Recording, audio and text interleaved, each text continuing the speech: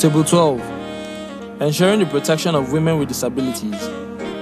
Promote the inclusion of women with disabilities in mainstream efforts to address violence against all women by ensuring that women with disabilities can physically access programs and services, arrange transportation or support, provide sign language and braille interpretation, ensure that programs do not exclude any woman based on her disability, including psychosocial disabilities.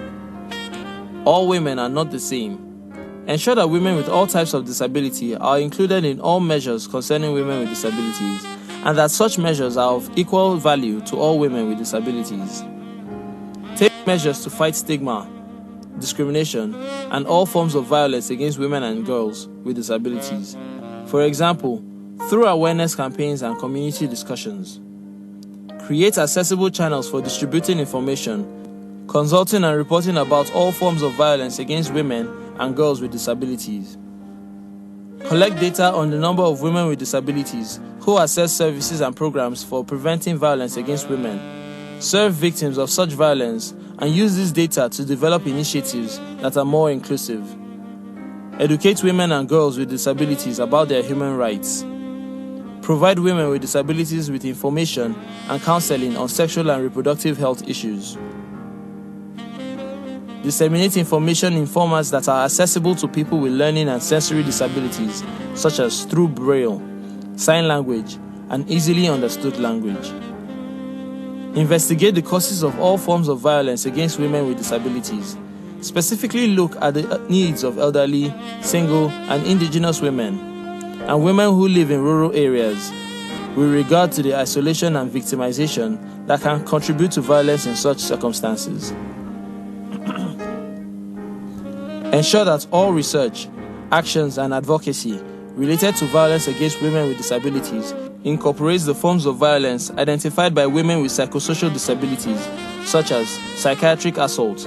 Ensure the experiences of these women are fully investigated. Adopt policies recognizing that all actions that violate the right to bodily integrity of women with disabilities are illegal. These actions include psychiatric assault and forced institutionalization and should be considered acts of violence. Develop advocacy, information, and support services for women with disabilities who are survivors of all forms of violence. Educate staff and service providers on how to deal respectfully with disability. Offer training on how to include and communicate with people with different types of disabilities to avoid the isolation of women and girls with disabilities. Actively include a diverse range of women with disabilities in developing and implementing programs, policies, and protocols for personnel. Source: INWWD 2010. Children with disabilities. Out of the almost 650 million persons living with disabilities worldwide, an estimated 150 million are children. More than 80% live in developing countries with little or no access to basic services, making them amongst the most vulnerable minorities in the world. Without a voice, or with weak representation at best, these children face great risk of neglect, illiteracy, poverty, and malnutrition. Yet, according to the United Nations, most of the causes of disability, such as war, illness, and poverty, are preventable. Source: UN 2006A, page 1. It has been mentioned that less than 5% of children and young persons with disabilities have access to education and training. Access to education is essential to meeting the United Nations Millennium Development Goals. Sadly, children who grow up in environments which do not meet their developmental needs are at an increased risk of compromised health and safety, and learning and developmental delays. Given that children include our future leaders, the implication for society of neglecting children's rights and development are enormous and far-reaching. The challenge.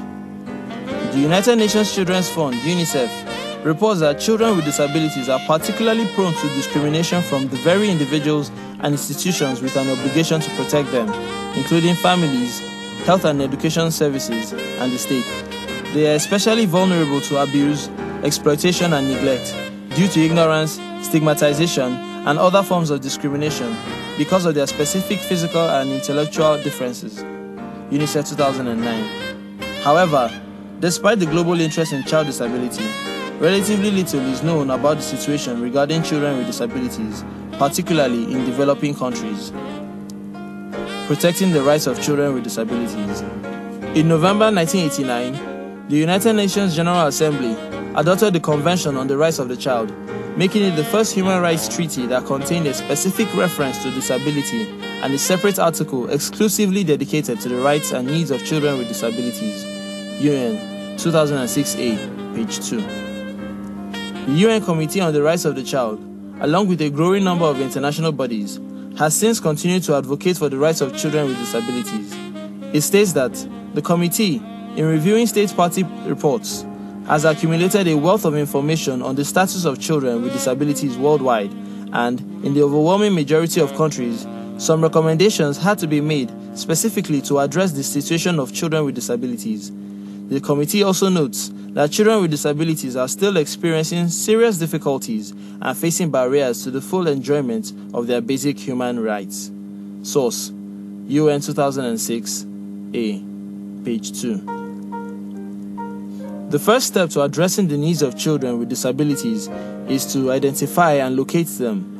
UNICEF, which works for children's rights, their survival, development and protection, initiated a disability module to assist member states in this assessment. The module, which includes a 10-question screening methodology, enables member states to measure the number of children at risk of disability. It also provides analysis and recommendations for future monitoring of children with disabilities. In Nigeria, a few notable efforts are being made by individuals and NGOs to acknowledge and protect the rights of children with disabilities. For example, the First Lady of Bauchi State, Hajiya Abiodun Isa Yuguda, founded the Challenge Your Disability initiative after observing that Nigerian children with disabilities were often neglected and prevented from accessing educational services. Where they were given opportunities, they were restricted to special schools in very inhumane conditions. Source: Edukugo and Olawale, 2010. To address the issue on a larger scale, the Ministry of Women Affairs and Social Development, in conjunction with UNICEF, has commenced a baseline survey of children with disabilities in Nigeria.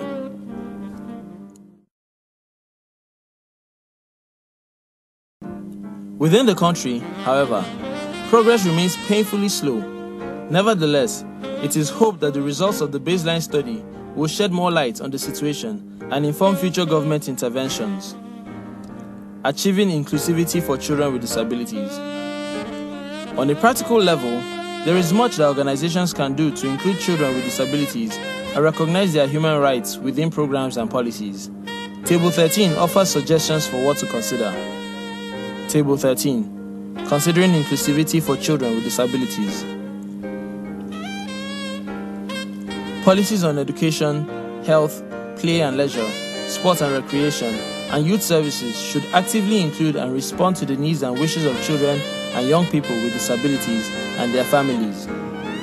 Any overall strategy for children with disabilities and their families should include a working definition of inclusion to ensure that services are genuinely and actively inclusive.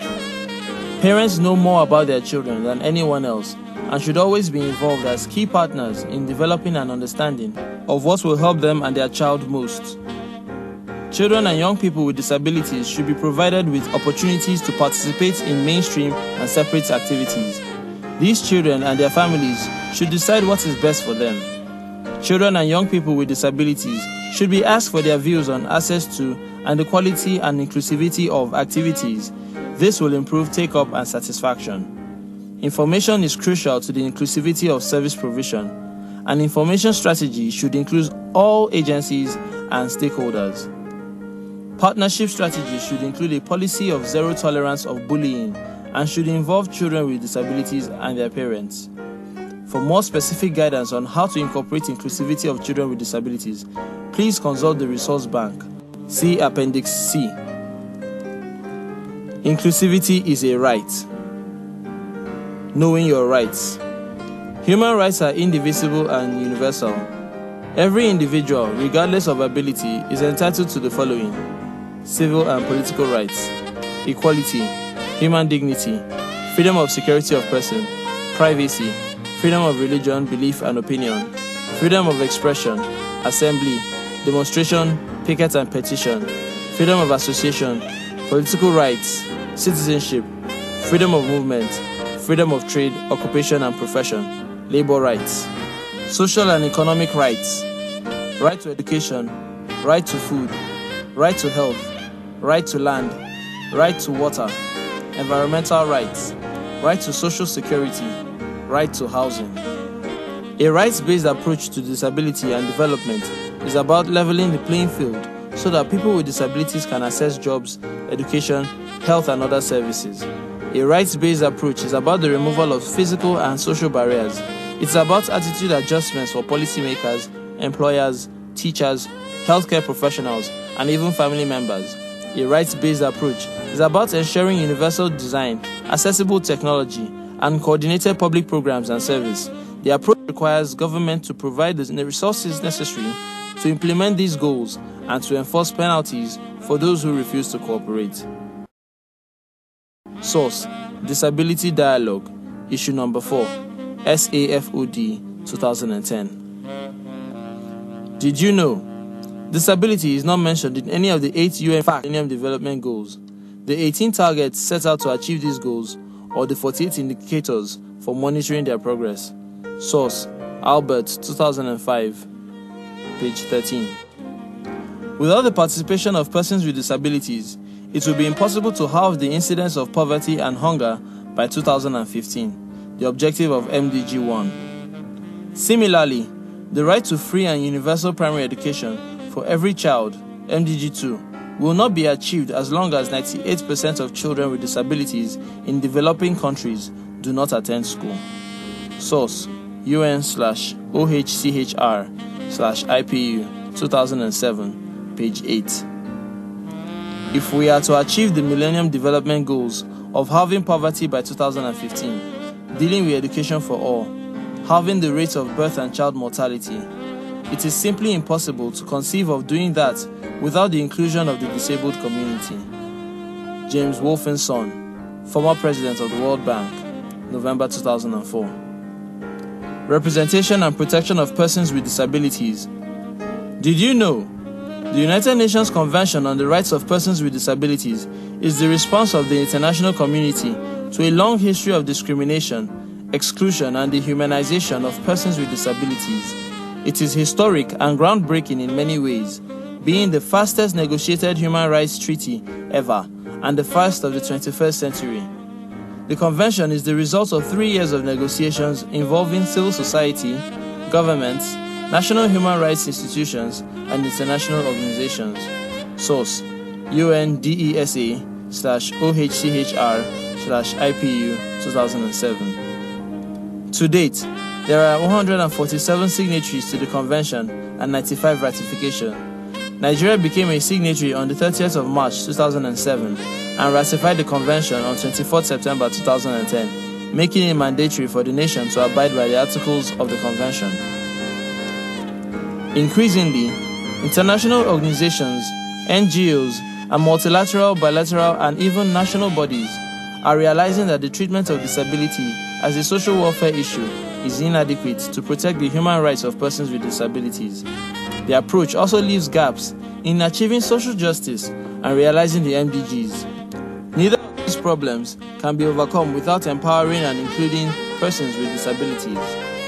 Translating this realization into effective action has been slow, but is ongoing.